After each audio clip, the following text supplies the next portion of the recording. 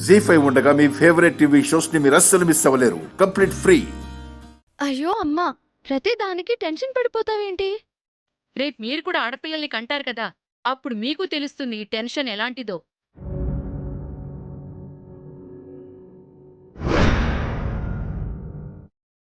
అది సరే గాని ఎక్కడికెళ్లారో చెప్పండమ్మా ముందు.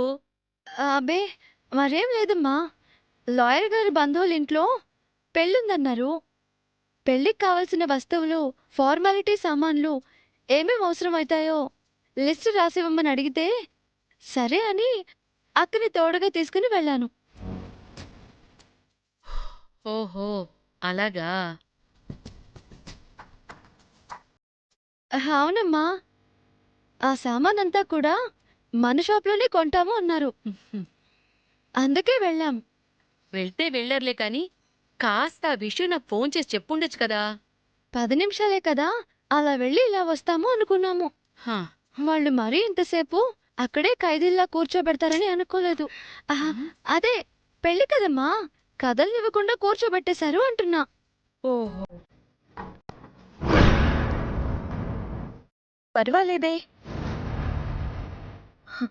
అక్క చెల్లెలిద్దరూ కట్టుకథలు కూడా చాలా చక్కగా చెప్పేస్తున్నట్టున్నారే.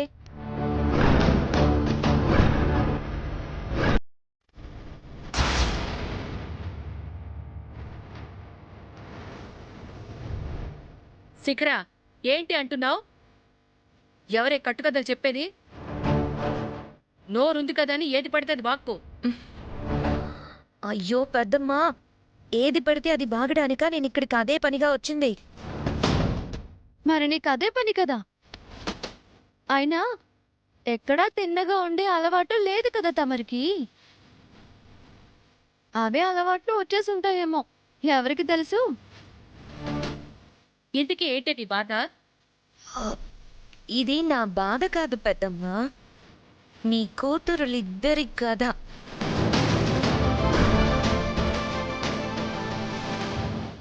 ఏయ్, పిచ్చి పిచ్చిగా వాక్కుండా వచ్చిన విషయం ఏమిటో వివరంగా చెప్పు. చెప్పడం ఏంటి పెద్దమ్మా, 4K రెజల్యూషన్లో నీ కంటికే చూపిస్తా.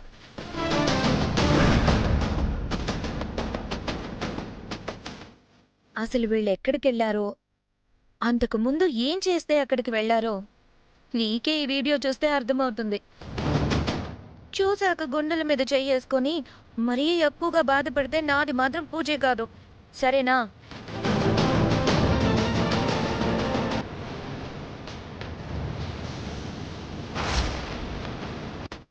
పోలీస్ స్టేషన్లో విషయం కానీ వీడియో తీసిందా ఏంటి? కొంపదీసి తీసింది అమ్మకు చూపిస్తే అమ్మో ఇంకేమైనా ఉందా? పెద్దమ్మా, మరి కాసేపట్లో బొమ్మ చూపించేస్తాను, గుండె రాయి చేసుకో, ఓకేనా?